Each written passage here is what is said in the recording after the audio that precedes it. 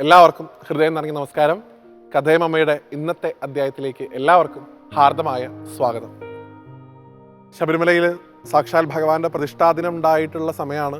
അതുകൊണ്ട് അയ്യപ്പസ്വാമിയുടെ ഒരു കഥ കൂടി ഈ കഥമേമയിൽ ഉൾപ്പെടുത്താം എന്ന് നമ്മൾ കരുതി. അങ്ങനെയാണ് ഇന്നേ ദിവസം ആരെക്കുറിച്ച് സംസാരിക്കണം എന്നോർത്തപ്പോൾ ഭഗവാന്റെ ആ പ്രസിദ്ധമായിട്ടുള്ള ആ ഭക്തിഗാനം നമ്മളൊക്കെ കേട്ടിട്ടുള്ള പാട്ടാണ്. ഈ കുളത്തൂർ പുഴയിൽ ബാലകനായിട്ടും അച്ഛൻ കോവിലിൽ ആണ്ടവനായിട്ടും ആര്യങ്കാവിൽ അയ്യനായിട്ടും വർത്തിക്കുന്ന അനാഥ ബാലകനായിട്ടുള്ള ആ സ്വാമിയുടെ മനോഹരമായിട്ടുള്ള രൂപം മനസ്സിലേക്ക് വരുന്നത്. അതുകൊണ്ട് തന്നെ വിഷഹാരിയായിട്ടുള്ള അച്ഛൻ കോവിൽ ശാസ്താവിനെ കുറിച്ചാണ് ഇന്നേ ദിവസം നമ്മൾ സംസാരിക്കാൻ പോകുന്നത്. അച്ഛൻ കോവിൽ ശാസ്താവ് എന്ന് വിളിക്കപ്പെടുന്ന ഭഗവാൻ ആത്യന്തികമായി ശബരിമലയുമായി ബന്ധപ്പെട്ട് കിടക്കുന്ന ഒരു ക്ഷേത്രമാണത്. ആരണ്യ ക്ഷേത്രങ്ങളിൽ ഒന്നാണ് അച്ഛൻ കോവിൽ ക്ഷേത്രം. സ്ഥിതി ചെയ്യുന്നത് കൊല്ലം ജില്ലയിൽ പുനലൂരിനടുത്ത് പത്തനാപുരത്തിനൊക്കെ അടുത്തായിട്ടാണ്. അമ്പലത്തിൻ്റെ ഒരു സ്ഥലപരിധി നമുക്ക് നിശ്ചയിക്കാൻ സാധിക്കുക. അവിടെ പ്രതിഷ്ഠിക്കപ്പെട്ടിട്ടുള്ള ഭഗവാന്റെ വിഗ്രഹം ഭഗവാന്റെ ഗൃഹസ്ഥാശ്രമ ഭാവത്തിലുള്ള വിഗ്രഹമാണെന്നാണ് സങ്കല്പം. എന്നുവെച്ചാൽ ശാസ്താവിൻ്റെ 2 ഭാര്യാസങ്കല്പത്തിലുള്ള ആളുകൾ കൂടി അവിടെ ഭഗവാന്റെ കൂടെയുണ്ട്. ഒരാളുടെ പേര് പൂർണ്ണ എന്നാണ്, മറ്റൊരാളുടെ പേര് പുഷ്കല എന്നാണ്. ഈ പൂർണ്ണ പുഷ്കല സമേതനായിട്ടുള്ള ധർമ്മശാസ്താവാണ് അച്ഛൻ കോവിൽ ആണ്ടവൻ എന്ന പേരിൽ നമ്മൾ വിളിക്കുന്നത്. കേരളത്തിലെ ഭക്തരെക്കാൾ എനിക്ക് തോന്നുന്നുണ്ട് പലപ്പോഴും തമിഴ്നാട്ടിലെ ഭക്തരാണ് അവിടെ കൂടുതലായിട്ട് വരുന്നത് എന്നാണ്. അന്യ സംസ്ഥാനത്തുള്ള ആളുകൾ. ധനുമാസം 1-ാം തീയതി മുതൽ 10-ാം തീയതി വരെയാണ് അവിടുത്തെ ഉത്സവം നടക്കുന്നത്. ശാസ്താ ക്ഷേത്രങ്ങളിൽ പ്രധാനമായിട്ടും രഥോത്സവം നടക്കുന്ന ഒരു ക്ഷേത്രം ഉണ്ട് എന്നുണ്ടെങ്കിൽ അത് അച്ഛൻ കോവിൽ ക്ഷേത്രമാണ്.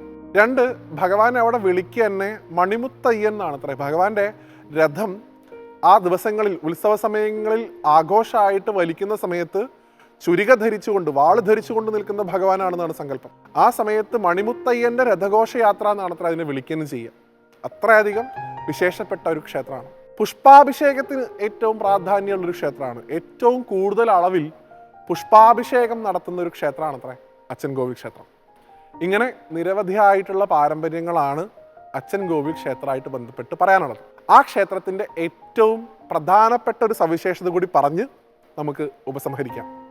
ഇപ്പം സാധാരണ ഒരു ക്ഷേത്രം അത് രാവിലെ തുറക്കും, ഉച്ചപൂജയെ കഴിഞ്ഞ് അടയ്ക്കും, വൈകിട്ട് തുറക്കും, വീണ്ടും അത്താഴപൂജയെ കഴിഞ്ഞ് അടയ്ക്കും. ഇതാണ് സാധാരണ രീതി. എന്നാൽ അച്ഛൻ കോവിൽ ക്ഷേത്രത്തിൽ നിങ്ങൾ പോകുമ്പോൾ ഒരു വിശേഷപ്പെട്ട സാഹചര്യത്തിൽ, പ്രത്യേകിച്ച് സർപ്പദംശനുണ്ടായിട്ട് പാമ്പ് കടിയേറ്റ് നിങ്ങൾ ക്ഷേത്രത്തിൽ വരികയാണെങ്കിൽ, ക്ഷേത്രത്തിലെ കിഴക്കേ വാതിൽക്കോട്ടയ്ക്കകത്തുള്ള മണി മുഴക്കുകയാണെങ്കിൽ ഏത് സമയത്ത് നിങ്ങൾ വന്നാലും ക്ഷേത്രം തുറക്കും. ക്ഷേത്രം തുറക്കുക എന്ന് മാത്രമല്ല, ഭഗവാന്റെ ഇടത് കൈയിൽ എപ്പോഴും ഭഗവാൻ കരുതുന്ന ചന്ദനവും തീർത്ഥവും, അല്ലെങ്കിൽ ചന്ദനമാണ് ഉണ്ടാവുക, അത് വെച്ചുണ്ടാക്കുന്ന ഒരു തീർത്ഥം ഔഷധമായിട്ട് ഈ പാമ്പ് കടി ഏറ്റ ആൾക്ക് കൊടുക്കും എന്നാണ് പറയുക. ഒരു തരത്തിലുള്ള ആശങ്കകൾക്കും പിന്നെ സ്ഥാനമില്ല.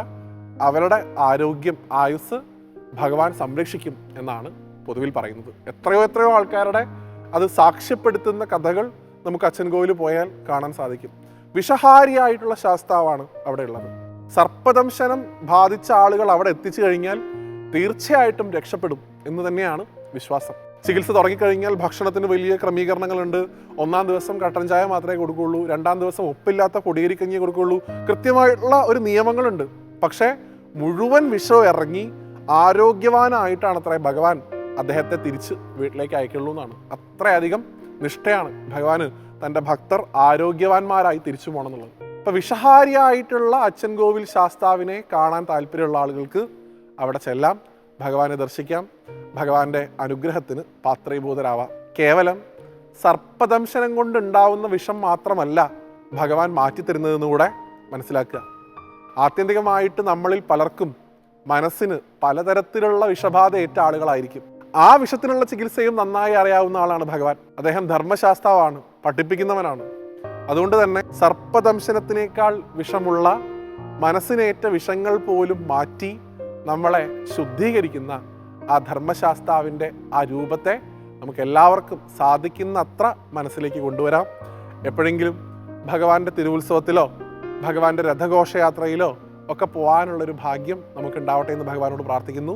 അങ്ങനെ പൂർണ്ണയോടും പുഷ്കലയോടും ഒപ്പം ഏറ്റവും അധികം സംപ്രീതനായിട്ട് സൗമ്യഭാവത്തിൽ തന്നെ അഭയം പ്രാപിക്കുന്ന ഓരോരുത്തരുടെയും ആയുസ്സിനെ സംരക്ഷിച്ചുകൊണ്ട് സദാ വിളങ്ങുന്ന ആ അച്ഛൻ കോവിൽ ശാസ്താവിനെ സാഷ്ടാംഗം നമസ്കരിച്ചുകൊണ്ട് ഇന്നത്തെ ഈ അധ്യായത്തിൽ നിന്ന് വിടവാങ്ങുന്നു. മറ്റൊരു കഥയുമായി വീണ്ടും കാണുന്നത് വരെ എല്ലാവർക്കും നന്ദി, നമസ്തേ.